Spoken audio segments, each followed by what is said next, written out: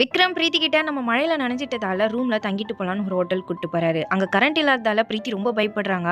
விக்ரம்க்கு ஒரு ஃபோன் வருது. எடுத்து பேசிட்டு நான் மேல தான் இருக்கேன். நீங்களும் சீக்கிரம் வாங்க அப்படின்னு சொல்றாரு. இத கேட்ட பிரீத்தி இல்ல நான் வீட்டுக்கு கிளம்புறேன். எனக்கு ரொம்ப பயமா இருக்குன்னு டோர் ஓபன் பண்றாங்க. கையில கத்தியோட ஒருத்தர் உள்ள வராரு. லைட் ஆன் பண்ணி பாக்குறாங்க. அப்பதான் பிரீத்திக்கு பர்த்டே சர்ப்ரைஸ்க்கு இந்த மாதிரி பண்ணிருக்காங்கன்னு தெரியுது. கேக் வெட்டுறதுக்காக தான் மேனேஜர் கத்தியோட உள்ள வந்திருப்பாரு. இந்த பர்த்டே சர்ப்ரைஸ் உனக்கு பிடிச்சிருக்கா? நான் தான் கொஞ்சம் சொதப்பிட்டேன்னு நினைக்கிறேன் விக்ரம் சொல்றாரு. பிரீத்தி இல்ல எனக்கு பிடிச்சிருக்குன்னு சொல்றாங்க. 2 மந்த்ஸ்க்கு அப்புறமா பிரீத்தி நான் ப்ரெக்னெண்ட்டாக இருப்பேன்னு எனக்கு டவுட்டாக இருக்குன்னு சொல்கிறாங்க. சரி டெஸ்ட் பண்ணி பார்த்துட்டு சொல்லுன்னு சொல்கிறாரு. இவங்களும் டெஸ்ட் பண்ணி பார்த்ததுல ப்ரெக்னெண்ட்டாக இருப்பாங்க. உடனே அவருக்கும் மெசேஜ் அனுப்புகிறாங்க. பிரீத்தியோட ஃப்ரெண்டு விக்ரம்க்கு கால் பண்ணி பார்க்கலான்னு பண்ணுறாங்க. ஆனால் ஸ்விட்ச் ஆஃப்னு வருது. என்ன பண்ணுறதுன்னு தெரியாமல் கைனகாலஜிஸ்ட் கிட்ட வராங்க. பேபி இருக்குன்னு கன்ஃபார்ம் ஆயிடுது. சரி அபார்ட் பண்ணிடலாம் அப்படின்ட்டு டாக்டர் கிட்ட கேட்டு ஃபார்ம் வாங்கிட்டு வராங்க.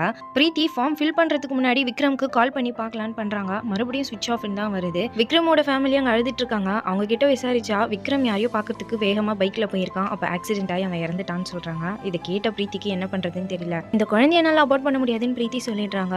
கொஞ்ச நாளைக்கு அப்புறமா பிரீத்திக்கு குழந்தையும் பிறந்துடுது. பிரீத்தியோட ஃப்ரெண்டு குழந்தைய ஆசிரமத்தில் விட்டுருவாங்க. ஏன்னா பிரீத்தியோட அப்பா அம்மா கூட இந்த விஷயம் தெரியாது. காலேஜில் யாருக்கும் தெரியாது. இப்போ வாழ்க்கை தான் கெட்டு போகணும் இந்த முடிவு எடுத்திருப்பாங்க. ரொம்ப மாசத்துக்கு அப்புறம் பிரீத்தி வீட்டுக்கு வராங்க. அவங்க அம்மா வந்து உனக்கு தெரியாம நாங்கள் ஒரு முடிவு எடுத்திருக்கோம். இதை நீ எப்படி எடுத்துப்பேன்னு தெரியலன்னு சொல்றாங்க. அங்க பிரீத்தியோட குழந்தை தொட்டில இருக்கு. பிரீத்தியோட அக்காக்கு கல்யாணம் ஆகி குழந்தை இல்லாம இருக்கும். ஆசிரமத்தில் போய் பிரீத்தியோட குழந்தைனே தெரியாம அந்த குழந்தைய வீட்டுக்கு கூட்டு வந்து